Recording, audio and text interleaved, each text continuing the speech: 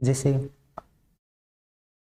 अब जैसे आपके पास फंक्शन है कौन सा, y बराबर log बेस में a x है, ठीक है। जो e की पावर x के अंदर कंडीशन दी बेस के लिए कि बेस क्या होना चाहिए, ग्रेटर देन 0 होना चाहिए, बेस क्या नहीं होना चाहिए, नॉट इक्वल टू 1, यानी एक भी नहीं होना चाहिए। अब x के लिए क्या होना चाहिए, इसका प्रांत क्या होगा, प्रांत अभी आपने पहले भी पढ़ा था, प्रांत और परिसर। इसका प्रांत क्या होगा, x किस में से रख सकते हो आप, जैसे आपके पास e की पावर x के अंदर जो वैल्यू आ रही थी वो 0 से इंफिनिटी के बीच में आ रही थी, यानी कि आपके जो परिसर था उसका उसका परिसर जो था वो 0 से इंफिनिटी था, यानी y की जो वैल्यू प्राप्त हो रही थी वहां पे 0 से इंफिनिटी आ रही थी। तो अब जैसे फंक्शन आपने थोड़ा बहुत पढ़ा होगा कि जब यहाँ से कोई इसकी वैल्यू है वो आपकी वाई फंक्शन किसी फंक्शन के थ्रू ये आ रही है तो ये आपका परिसर होता है।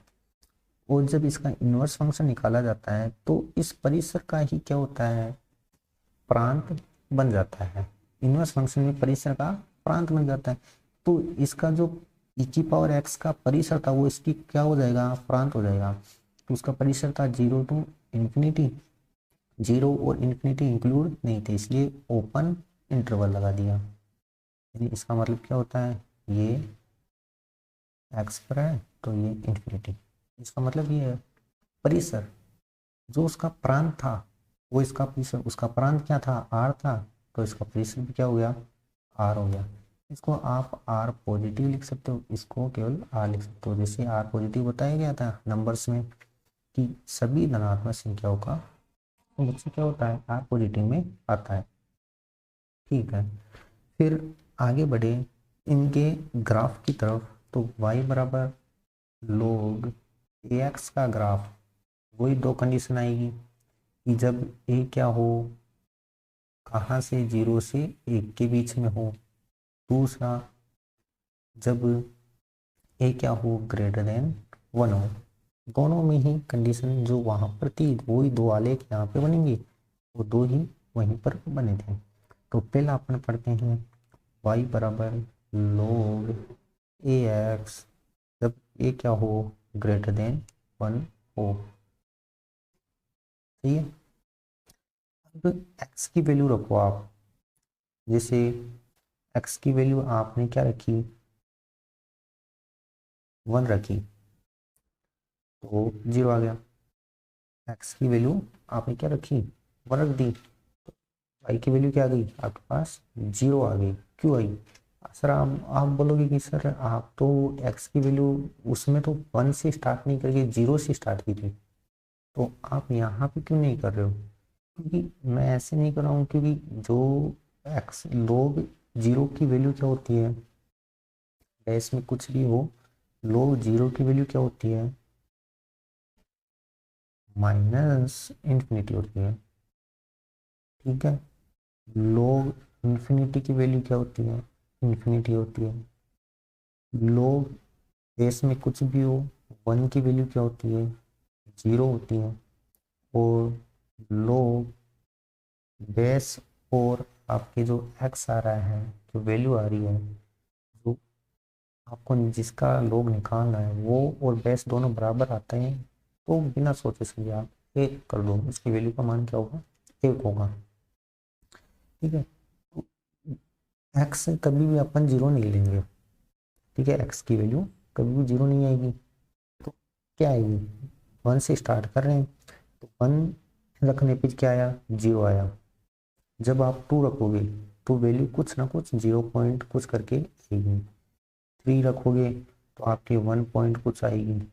4 रखोगे तो आपके 3 पॉइंट कुछ करके आएगी, है ना।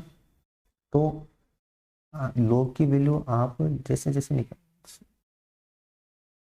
कुछ भी जैसे आपने निकाला लॉग 10 की वैल्यू निकाली, बेस में क्या है, एक की वैल्यू क्या रह रही है, ग्रेटर देन 1 ले रहे हैं ना, तो अपन यहीं से स्टार्ट करते हैं एक बार।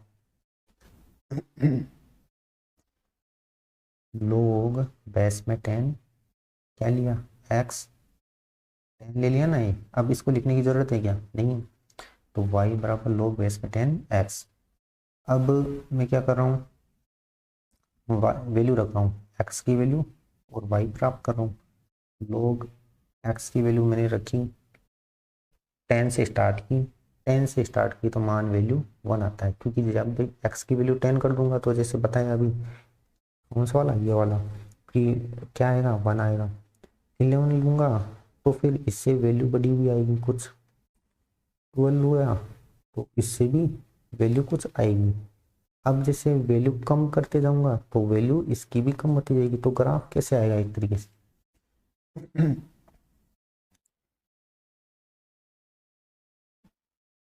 जब आपने इसके अंदर 0 पे क्या लिया, 1 पे क्या आया, 0 आया ना, तो यहाँ पे 1 x का मान 1 लिया तो 0 आया।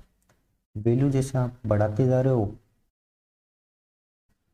तो उसकी वैल्यू का मान भी कॉन्स्टेंटली बढ़ता जा रहा है, ठीक है। और जैसे ही आप माइनस में वैल्यू लोगे तो माइनस के अंदर वैल्यू परिभाषित नहीं होती है लोग की, लेकिन 0 से जब 1 के बीच में लिया जाता है, आप जब वैल्यू x की कहाँ से लोगे, 0 से 1 के बीच में लोगे तो वैल्यू क्या आएगी, माइनस में आएगी, y की वैल्यू माइनस में आएगी। x की तो आप ले नहीं सकते हो, y की वैल्यू क्या आएगी, माइनस में आएगी, ठीक है। तो इसका ये किसका ग्राफ हो गया, log x का ग्राफ हो गया जब a क्या था, a ग्रेटर देन 1 था। ऐसे ही किसमें, आपके सेकंड वाला जो है a greater than a less than 1 greater than 0, इस वाले के अंदर क्या होगा, जैसे की पावर x के अंदर था कि उल्टा हो गया था, इसी के अंदर भी वैसे होगा। जैसे उसके अंदर भी क्या था, 1 0 पे था। अब इसमें आप वैल्यू घटाओगे तो वैल्यू बढ़ेगी, जैसे x की वैल्यू घटा रहे हो तो वैल्यू बढ़ी हुई आएगी, कुछ इस प्रकार से आएगी। और फिर और बढ़ाते जाओगे तो वैल्यू क्या आती जाएगी, नेगेटिव की ओर चली जाएगी। तो ये y बराबर log ax का ग्राफ है जब a क्या हो, इस इंटरवल में होता है। ज़्यादा दिमाग लगाने की जरूरत नहीं है। ग्राफ e की पावर x का ग्राफ और log ax का ग्राफ, सॉरी a की पावर x का ग्राफ log ax की ग्राफ की तुलना की जाती है ना, तो कुछ ऐसा प्राप्त होता है।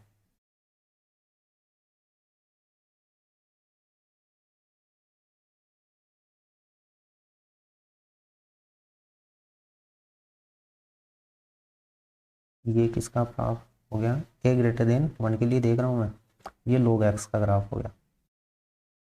और e की पावर x का ग्राफ कैसा होता है, e की पावर x का, ठीक है, ये e की पावर x का ग्राफ होता है, y बराबर a की पावर x, सभी के लिए हो गया a की पावर x। तो ये दोनों आपको लग रहा होगा एक दूसरे के प्रतिबिंब है, किसके प्रतिबिंब है, y बराबर x के सापेक्ष इनका प्रतिबिंब लिया जाए तो इनका मान क्या आता है, दोनों का बराबर आता है। तो y बराबर x के सापेक्ष इनका प्रतिबिंब लिया गया, तो ये क्या है, इसके जो मान है वो इसके प्रतिबिंब है। इसीलिए अपन ऐसे लिख देते हैं कि y बराबर log ax का मीन्स ये हो गया कि ये क्या है, e की पावर x का मान क्या आ रहा है, e की पावर, सॉरी e की पावर y का मान क्या आ रहा है, ये लोग जब हटता है तो ये e की पावर y आ जाता है, ये x आ गया।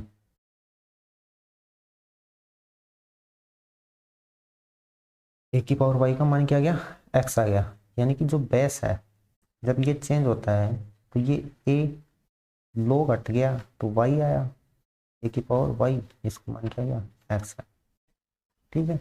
अब अगली क्लास में क्या करेंगे, ये थोड़ा सा ग्राफ का और नॉलेज अपन फंक्शन पढ़ेंगे ना, तब वहाँ पे और अच्छे से समझेंगे।